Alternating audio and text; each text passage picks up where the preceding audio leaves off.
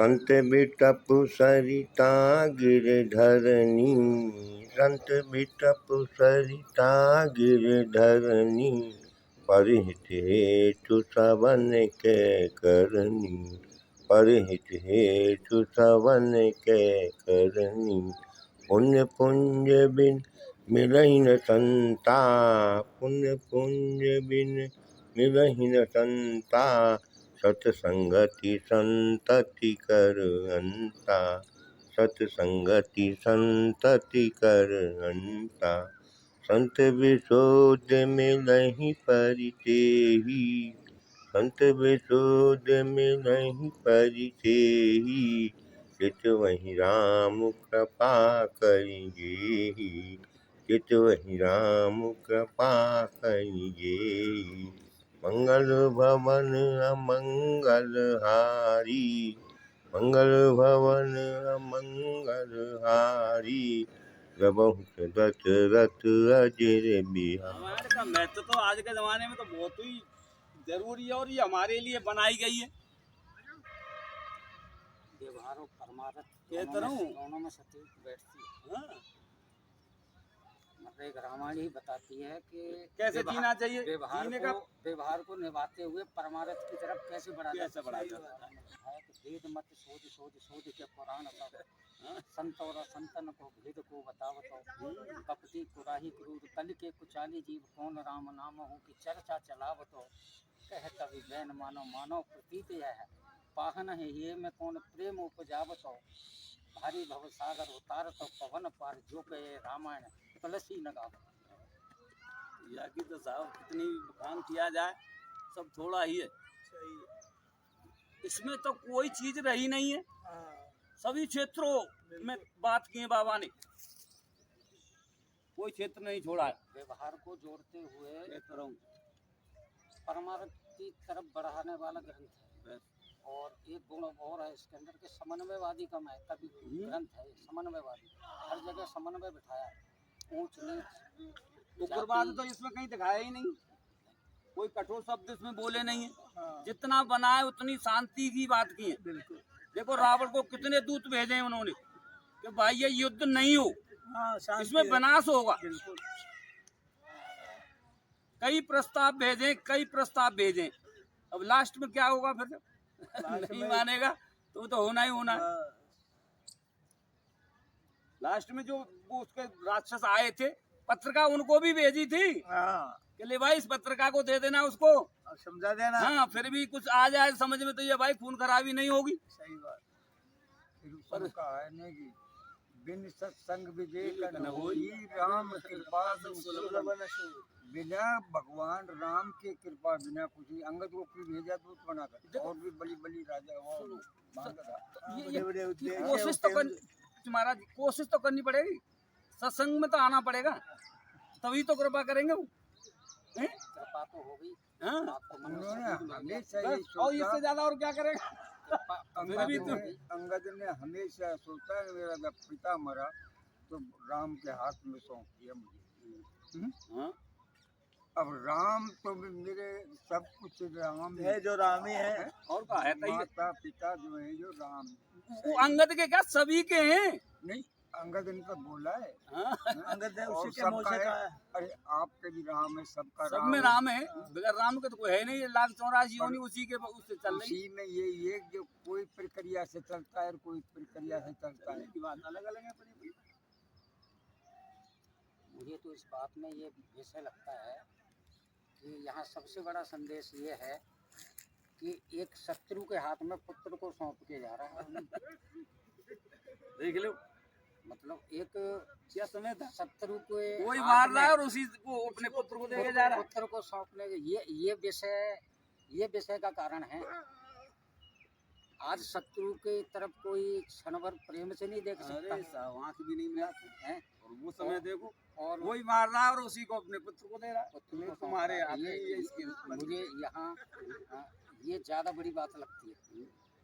बहुत बड़ी है, ये थोड़ी है। मनुष्य को अभिमान जब हो जाता है ना, अभिमान जब मनुष्य को जब हो जाता है, उसको जाने कौन सा क्षण में मारे और फिर वो ही उसका अभिमान मिट जाता है ना, तो सारा चीजें हो जाता है उसको सारा।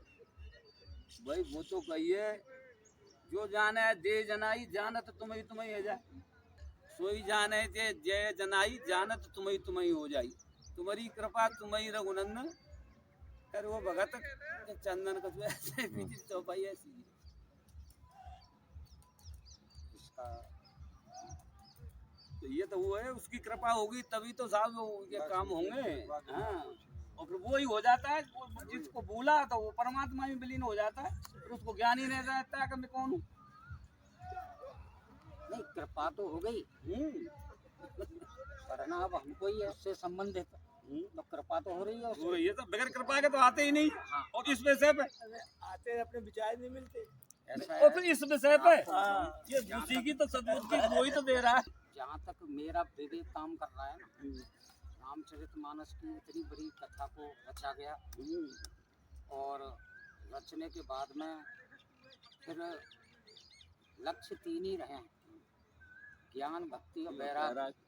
इनको कैसे जिया जाए, इसको जीवन में कैसे उतारा जाए, जीवन जीते हुए, जीवन का त्याग करके नहीं, जीवन जीते हुए तीनों चीजों को कैसे अंदर समाहित किया जाए, जिसका एंड उत्तरकांड में ही आता है कि जब काकभूषण जी और गरुण जी पहुंचे, भ्रम हो गया कि ये राम है ही नहीं, भगवान नहीं हो सकते, यही भ्रम हुआ उनको, और यही होगा कि ये नागपात बने पड़े और मुझे बुलाया गया। मेरे जैसे पक्षी की हाँ, सहायता सहायता तो ये पड़ भगवान होके गई, तो तो ये सकते। भगवान नहीं हो सकते, गलत है, ये भगवान है ही नहीं। तो सबसे पहले तो उन्होंने शंकर जी को पकड़ा है। हाँ, शंकर जी तो शंकर जी ने कहा ये मेरी और समय बर्बाद करेगा, इसको भ्रम हो गया, माई भेजो, अब भाई ये इसको जाएगा नहीं। भ्रम, अहंकार हो गया।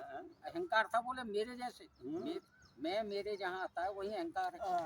तो उन्होंने कहा बोले तुम काकभूषण जी के पास वो चले जाओ। समझा देगा तुमको, सब वहीं आ गया। काकभूषण जी के पास पहुँचे तो वहाँ उन्होंने कहा, तो काकभूषण जी समझ गए, तो उन्होंने सबसे पहले अपने बारे में बताया कि मेरे को भी भ्रम हुआ है भैया, तेरी तो बात चल रहा बोले मैं भी भ्रमित हो गया था एक बार। तो फिर उन्होंने अपनी जन्म जन्मांतर की कथाएं बताई हैं, लेकिन भ्रम नहीं हो रहा, भ्रम कितने अवतार लिए जन्म। हाँ, फिर उन्होंने भक्ति का उपदेश दिया, मोहिन नार नार के रूप एक दूसरे पर क्यों नहीं मोहत होती है? देखिए, हर क्यों चीज ईर्ष्या रहती है? नहीं, हर चीज में कहीं गुण है तो अवगुण भी है। स्त्री का तो कोई है ही नहीं। स्त्री का जो, जहाँ तक मेरा दिमाग काम करता है ना, मैं एक ही अवगुण मानता हूँ कि उसमें धैर्य की कमी होती है।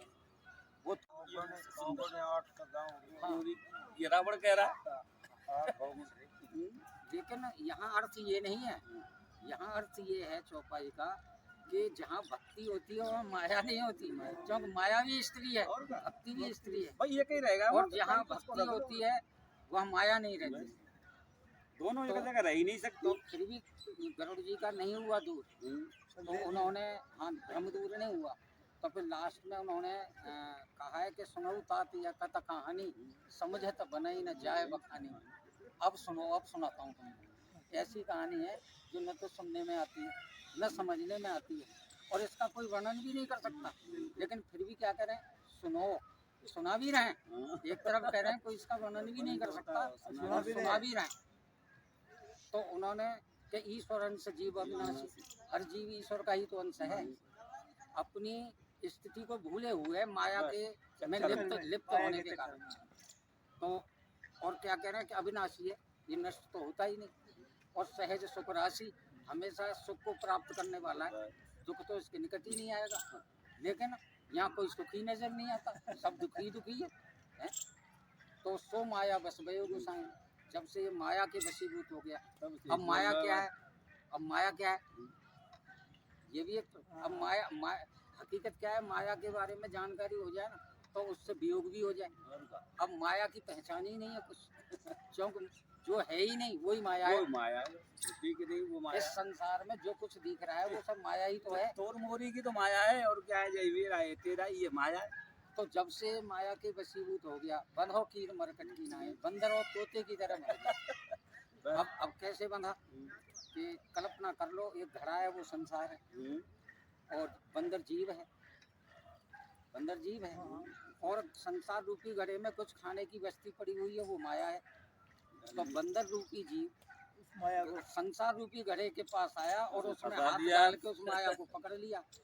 अब कहता है कि ये तो बना हुआ है, मैं तो बन गया, जबकि उस माया के रूपी को हाथ को छोड़ मुट्ठी दे को खोले तो वो तो निकले, मुट्ठी- मुट्ठी समेत वो घड़ा को तो मोड़ा सक रहा मोड़ है, सकता वो है। निकले कैसे तो उसमें? वापस आ जाएगा ना। हाँ। लेकिन भ्रम में दुनिया उसको को कहता रहता है खोल अरे नहीं रहा है। यार ये तो छूटती नहीं है, ये तो छूटती नहीं है। जिस दिन नहीं चाहता अरे है। जिस दिन मरता है उस दिन भी तो छूटती है। तो अगर उसको माया को पकड़ रखा है, खुद ने अगर छोड़ देता है तो हाथ तो निकल आएगा। तो जड़ चेतन ग्रंथि पड़ गई, माया जड़ है, जीव चेतन है। तो इन दोनों में क्या गांठ पड़ गई। गांठ कैसी है? यद्यपि मिर्सा, मिर्सा कहते हैं मिथ्या को, मिथ्या कहते हैं झूठ को। झूठी है पर छूटे कठिनाई पर मुश्किल से छूटती है। क्यों? कि जब से जीव भयो संसारी और छूटे ग्रंथन हो सुखारी। जब से इस जीव ने संसार को अपना मान लिया है, जब से गांठ बन गई तब से ये सुख को प्राप्त नहीं हो सकता, क्योंकि वो माया रूपी गांठ दिखती ही नहीं है और वो उसे खोल नहीं पाता। संसार में लिप्त है वो आगे नहीं आता, तो माया ही माया मिल लगे। और अब आप ऐसे ही देख लो ना, वो तो दूर की बड़ी बात है। आपको निद्रा जब ही आएगी जबकि आप संसार की सारी बातें भूल जाओगे। उससे पहले आप निद्रा में आ ही नहीं सकते। अगर आपके दिमाग में एक भी बात घूमती रही ना नहीं आएगी नहीं। तो आपको नींद ही नहीं आएगी। बहुत अच्छा है। तो संसार को भूल के ही जैसे निद्रा आती है ना, वैसे ही माया को भूल के ही सुख चैन प्राप्त किया जा सकता है नहीं। हाँ, बस इतना ही। नहीं, माया साथ रहेगी तो चैन मिलेगा नहीं। नहीं मिला। ये तो इसके दो ही लक्षण हैं। कल सुन रहा था मैं कहीं, तो उसमें कहा कि किसी गुरु ने शिष्य को ज्ञान दे दिया, मैं ही ब्रह्म हूँ, अहम ब्रह्मास्मि। तो अब यहाँ आ गए वो, तो सत्संग चल रहा, बोले तुम भी ब्रह्म मैं भी ब्रह्म, हम सब ब्रह्म। काय को डर बता। अब जहाँ भी बैठते वही ब्रह्म। बोले तुम भी ब्रह्म मैं भी ब्रह्म। अब संयोग से एक दिन सत्संग चल रहा था और वो यही उपदेश चल रहे थे कि आप भी ब्रह्म मैं भी ब्रह्म, सब ब्रह्मी तो हैं। तो एक महावत हाथी ला रहा था आगे से, तो आगे से हाथी आया तो हाथी बिगड़ गया। तो महावत ने आवाज लगाई, अरे भैया बचना, ये नहीं मानेगा। तो और तो सब भाग गए। वो जो था ना, बोले मैं भी ब्रह्म हाथी भी ब्रह्म। वो भागा नहीं, आया हाथी सूंड में लपेटा और उठा के फेंक दिया। फेंकते सारी हड्डी पसली टूट गई। देख ले ब्रह्म। अब हड्डी पिछली टूट गई तो वहाँ पहुँचने के बाद में गुरुजी के पास ले गए। तो जाके बोला गुरुजी कि हाँ तुम्हारी बात तो झूठ है, ब्रह्म ने ब्रह्म को मार दिया। ब्रह्म ने, तुम तो कहते थे कि ब्रह्म को ब्रह्म ने मार दिया, तो ब्रह्म कहाँ रहा? तो बोले एक बात बता, इससे पहले महावत ने भी तो कुछ कहा था। क्या बोले कहा था कि बच जा, तो बोले उसमें ब्रह्म नहीं था, बाकी बात क्यों नहीं मारी? भाई वो ब्रह्म तुझे को आगाज कर रहा है ना, वो बताने भाई वो तो कोशिश करो, ब्रह्म तो भाई, बताने की कोशिश करो, तू घर जा यहाँ हाँ, से। तो ब्रह्म बचा नहीं रहा तुझे, तो तेने बस ब्रह्म की बात क्यों नहीं मानी? मतलब महावत में ब्रह्म नहीं देख रहा। बात ही मान ले। ऐसे ही किसी कोई समाधिस्थ थे, ब्रह्म में स्थिति में थे संत, तो अब वो जो स्थिति में है तो गए तो उन्होंने हमारे चेला बना दो, तो उन्होंने कह दिया अहम ब्रह्मास्मि, मैं ही हूँ। अब जब मैं ही हो गया, ऐसी स्थिति हुई तो पत्नी थी नहीं, युवा बेटी थी, शादी हो, तो अब ब्रह्म में स्थिति हो गई। तो अब भेद दृष्टि तो रही नहीं कुछ, बोले इसमें भी ब्रह्म है, मैं भी ब्रह्म है। संयोग से संबंध स्थापित हो गए।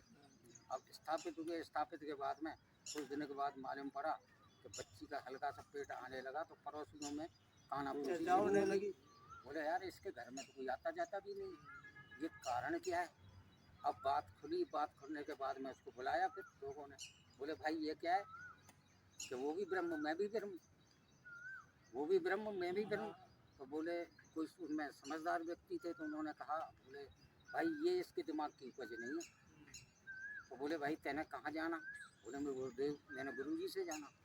तो सब लोग वहाँ पहुँचे, पहुँचने के बाद गुरुजी बड़ी अनर्थ हो गया।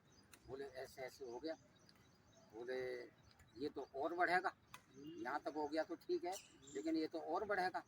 ये तो अज्ञानता की प्रकाष्ठा है कि ज्ञान तो बिल्कुल नहीं है और ब्रह्म बन चुका है। तो बोले उसको मेरे पास लाना।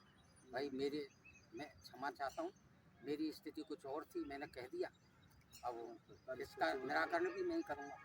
तो मैं आऊँगा, उन्होंने कहा मैं आऊँगा और आप ऐसे करना कि 3 थाली भोजन की तैयार कराना। तो एक में तो भोजन रखना और 2 थालियों में विष्ठा रखना। तो उस शिष्य को भी बुला लिया और वो गुरु जी भी आ गए और तीसरा जो मेन व्यक्ति था गांव का उसको बिठा लिया।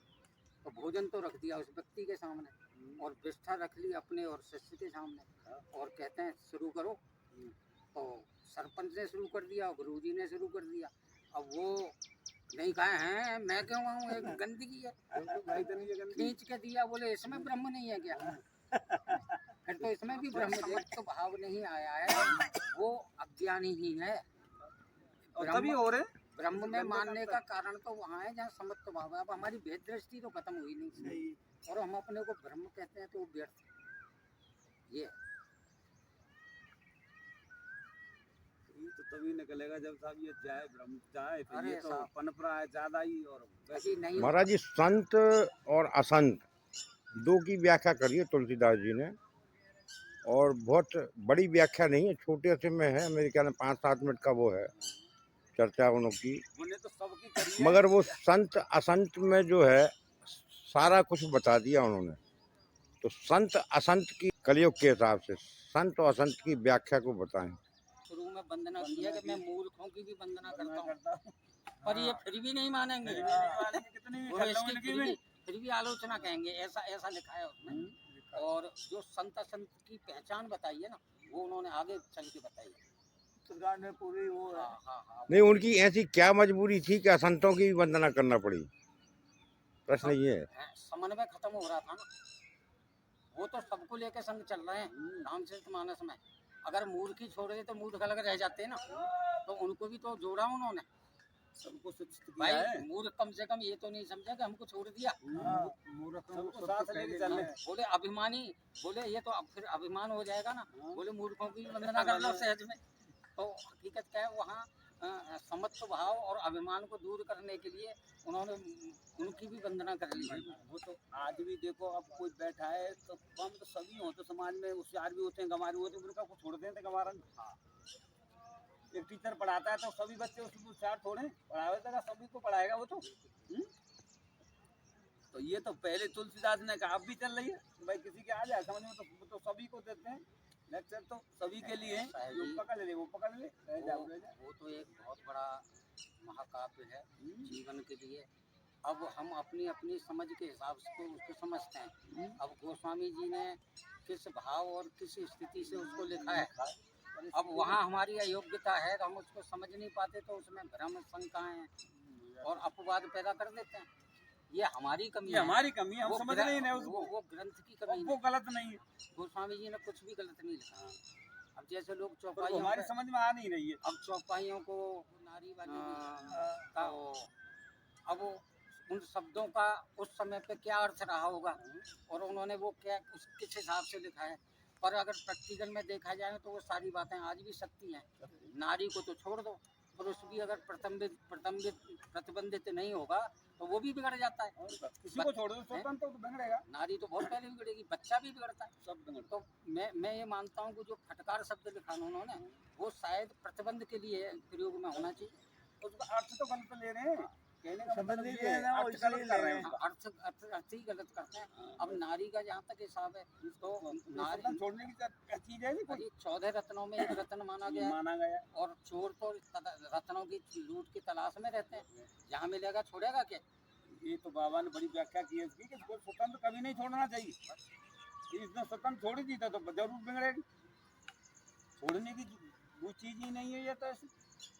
इस तो अर्थ में आंखों को मदद को देखो जी, चर्चा के लिए तो बहुत विषय हैं और कभी खत्म हो ही नहीं सकता, हुई नहीं तो पूर्ण कभी हुई नहीं। पर किसी एक लक्ष्य को लेके जो आगे बढ़ लेते हैं और उस पर टिके रहते हैं। जैसे मैं अपने बारे में बताऊं, मैं कभी टिका ही नहीं एक जगह, मैं कभी इधर चला गया कभी उधर। संबंधित विषय वही है, लेकिन मैं कभी इधर चला जाता हूँ, कभी उधर चला जाता हूँ, तो स्थायी रह ही नहीं पाए। स्थायी नहीं रहे तो फिर कल्याण कहाँ से होगा? अपना अवगुण अपने आप ही दिख रहा है हमें। भटकाव है जीवन में, एक मार्ग पर चले नहीं, नहीं, एक मार्ग नहीं। पर चले तो काम बने। नहीं नहीं, आप ये मानिए जो जितना ज्यादा अपने को ज्ञानी समझने लग गया ना, ज्यादा वही तो मूर्ख है। वही भटकता है। वही तो मूर्ख है। और जो जिसको हम अज्ञानी कहते हैं और वो कहता है कि भैया राम राम राम राम राम राम, मैं कुछ नहीं जानता, राम राम राम राम राम, कोई बात ही नहीं भैया, राम राम राम राम, उसका कल्याण हो जाता है। और हम बाद पाया ही उन्होंने ही है साहब, बस इसको पाया ही चतुर तो चतुराई में रहा है अपनी। बस फंसे हुए हैं। बस 4 चौपाई सूख गए और बस बाबरा हो गए। बस मुझसे ज्यादा तो ज्ञानी कोई है ही नहीं। हाँ तो 4 चौपाई ले ली, बस मुझसे ज्यादा तो ज्ञानी कोई है ही रावण नहीं। से बड़ा ज्ञानी कौन था? हैं? ये तो हुआ सब हुआ। भाई उससे बड़ा ज्ञानी कौन था? कोई नहीं था उस समय। त्रिकालदर्शी भी था, सब कुछ तो था, सारी- वो सब थी। लेकिन स्वभाव नहीं बदला गया। स्वभाव में पे हो गया। मैं अभी जो कह रहा हूँ वो स्वभाव ही तो है मेरा, कि मैं इधर जाता हूँ कभी उधर जाता हूँ, तो स्वभाव नहीं बदला गया। दर्शन तो दुर्योधन को भी हुए, कृष्ण के, सबने नहीं हो रहा कल्याण। उसका भी बदला स्वभाव, स्वभाव के ही कारण है। बस इतना ही है। श्री अब चलेंगे।